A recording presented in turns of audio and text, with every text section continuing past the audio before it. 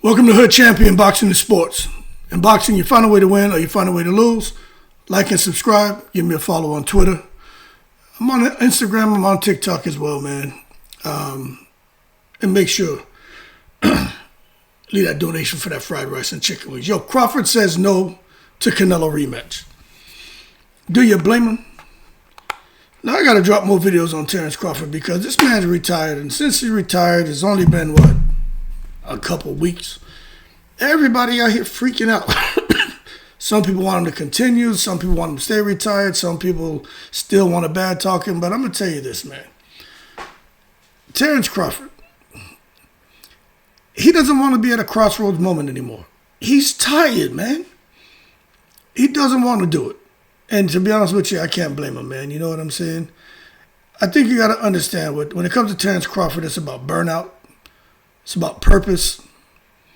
And I think for him, it's just peace. You know what I'm saying? He just wants peace.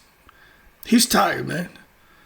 And I can understand it. Anyone else out there who's done something for a long period of time and had the opportunity to retire, you know, you get to a point to where it's hard to want to go and wake up and show up at work or show up at your business or show up and train or show up and fight or play your sport. You just reach a point at a certain time. And I think that's what's happened with Terence Crawford, man. But it looks like old Canelito, man, from Guadalajara, Jalisco, Viva Mexico Cabrones, is trying to get Crawford to come out here and start shouting Viva El Negro Cabrones all over again. And Crawford is saying, nah, man, I'll pass on that Canelo rematch. I'm not training for $100 million. I'm not going through that shit. He's tired, people. But can you blame him? He's got more than enough money. He has more than enough things going on outside of the ring to keep him busy. And he's got more than enough children to keep him going. I got 4 boys. I think Crawford got, I don't know what, he got 7 or something like that. Crawford got, I mean, my grandmother had 15. My dad, and my mom's side, my dad's side, it was 7. So Crawford is, what, he pushing like 7 kids or something like that? You know, so, Crawford has stuff to keep him busy. But I just think he sounds mentally done. And I understand. He's openly said his training camps they're just brutal, man. It takes a lot out of you to just get up, the early mornings, the dieting, the sparring, the training, the weights, calisthenics, everything that they have to do. And remember, Crawford he's at the highest level, man. It's not like when some of these guys first start and they may fight 12 times in a year and they're basically just fighting to get their record up and get their experience. No, Crawford is at the highest level of the sport. He retired what many people felt was the number 1 pound-for-pound fighter in the sport, the best boxer on the planet. You know what I mean? That's how many people felt about Terence Crawford. So I just think he doesn't want to do it, man. He made it crystal clear. It's the camp that drains him. It ain't the competition. It's the camp. He doesn't want to do it, man. He doesn't have anything left to prove. Like, when you really think about it, if Crawford continued fighting, what would he do? Who would he fight? Earl Spence? Why? Canelo in a rematch? That interests me a little bit, but be for real. Outside of that, who's he going to fight? Go down and weight to 160, try to become a 4-time undisputed? I mean, that sounds cool, but I mean, let me tell you something. When you don't have to do something, most people don't do it unless they just love it. You know, when you don't have to do something, most people, if they do it, it's because they love it. But even then, it comes a point in time where they kind of want to pick and choose when they want to do it. And right now for Crawford, I don't think he has the hunger left to want to suffer because he doesn't need to. And when a fighter says no amount of money is worth camp, that's a huge red flag as far as a comeback. It means it's not going to happen. You know, now if they get that number up to $200 million, that's kind of like being after you boarded an airplane and they're like, hey, we need somebody to give up their seat. The aircraft is overcrowded. Ain't nobody giving up their seat. They're like, we give you feel like I got to sneeze.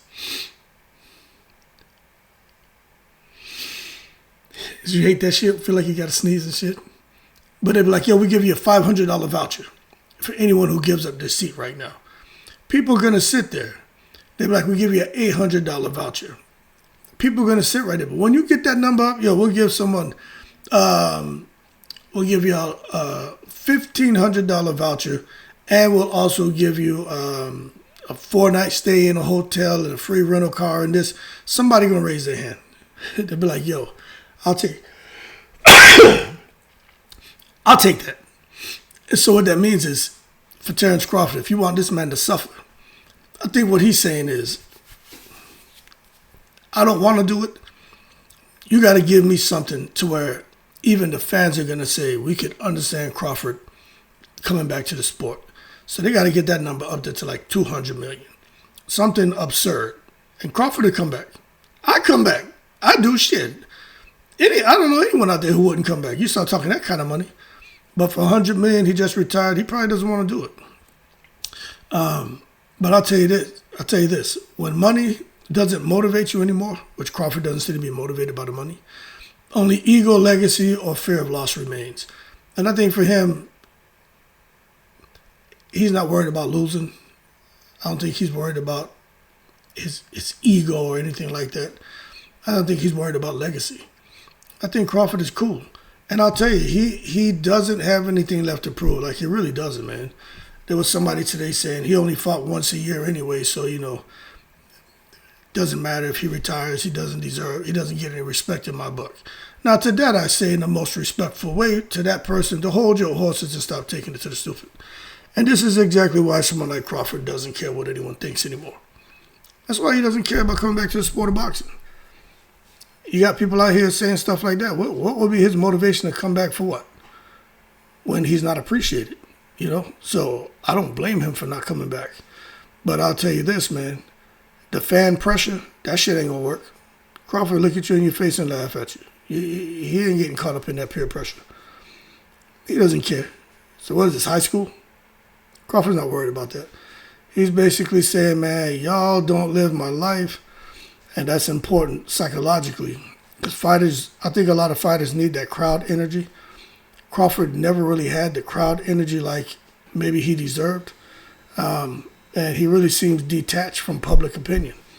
He really seems detached from everything boxing right now. He just doesn't care. And that's not disrespect. That's just, for me, I think it's only natural that you form emotional closure on certain things. Because he's already written his story. And I think most people who've retired, like myself, you've written your story. You know what I mean? You don't give a F. Now you just want to do what you want to do. And you don't care what nobody thinks. And I think we kind of be like, well, hopefully everybody can get to that point to where you're comfortable as far as your education, your finances, investments, family life, as far as your spirituality. You just don't care because you have all the closure. And now you're just doing things your way, Frank Sinatra. And you're going to keep doing that. And some people who don't care, cool, they ain't going to pressure you to go one way or the other because you're going to do what you want. And you'll detach yourself from the bullshit. So him coming back after his story's already written to fight someone like Canelo, I don't know, but I do think it's risky. I'm going to be real. Anybody saying, oh, Crawford fighting Canelo in a rematch is not risky, to that I say, in the most respectful way, hey, yo, hold your horses. And let's stop taking it to the stupid. Crawford coming back is risky, man, because Crawford is older. He's already mentally checked out, emotionally checked out, doesn't seem as motivated. He's burnt out. He's not hungry. And Canelo, more than likely, is going to make adjustments. Canelo's going to press harder, probably be more physical, try to go after Crawford's body more. And he's going to fight with a revenge motivation. Damn, eye itching. And he's definitely going to fight with the heart of, Mexico. And that could be enough to will Canelo to come out there, man, and get a victory over Crawford. And for Crawford to be retired undefeated with his legacy intact and 3-time undisputed, why come out here now and chasing money and run the risk of losing to Canelo in a rematch? And now you make all this money, but now you have a loss on your record. What matters more to you is the question. That's why for Crawford, I think what matters more to him is just being retired and having that perfect record intact and having more money than he knows what to do with. Makes me think about Juan Manuel Marquez when he fought Manny Pacquiao and he knocked him out in the fourth fight. There was big money on the table for a fifth fight. And he was like, nah, I'm cool. He didn't want nothing to do with a fifth fight. Was he scared of Pacquiao? I doubt it. Was he concerned about losing? Hell yeah. And he was like, no, I went out the way I wanted with a victory, knock over Manny Pacquiao, and that was it. I do think he had a little bit of the superpowers and shit. I think he had a few power-ups in his ass. You know, that's just my opinion, but, you know, it is what it is. But the bottom line is the rematch risk is Crawford could lose the fight. Fans will rewrite history. And legacy gets complicated. And that's dangerous when you're already satisfied. That's why, to me, Crawford just needs to leave it alone. And I think fans need to leave Crawford alone. Let that man do whatever the hell he wants to do, you know? He just doesn't sound like he wants to come back, man. Now, he's telling us, listen, people, my family is greater than my fame. My peace is greater than a fight purse. My health is greater than boxing headlines. He doesn't care. Listen to what this man's priorities are. Family, health, and peace. You know what I'm saying? It just takes one shot. You know what I'm saying? For something bad to happen. Crawford right now is out here looking good. He's very articulate, man. Has all of his mental faculties and sound like Floyd Mayweather and shit now. But he doesn't have time to continue in boxing because what he has right now is rare. Not many fighters are able to do it. Matter of fact, nobody's been able to do what Crawford's done. You know what I'm saying? Most fighters, when they leave the sport, they're either broke or they have money, but they're bitter, or even if they're not bitter and they're not broke, some just seem to be broken. You see it happen before they retire. You can look and see, like, man, something's wrong with this guy. And with the ladies, you know, haven't really seen that much with them, but I'm sure as the female boxing continues to grow and expand, and they got women out here leading the sport, Shadesha Green, Baumgartner, Katie Taylor-Serrano, Clarissa Shields, Franchon, we'll start to see women who may be leaving the sport bitter, broken, or just broke. You know what I'm saying? And we're going to start to see that. But right now, I can't really say about the ladies, but what I can say is Crawford sounds like he wants to leave.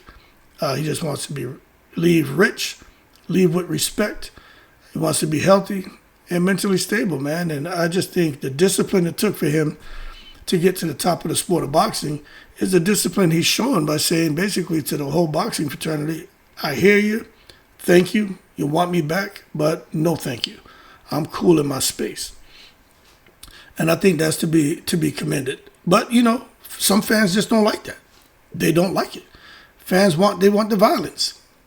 They want the drama. And social media for sure wants the drama. Shit's a dark-ass space, boy. They want drama.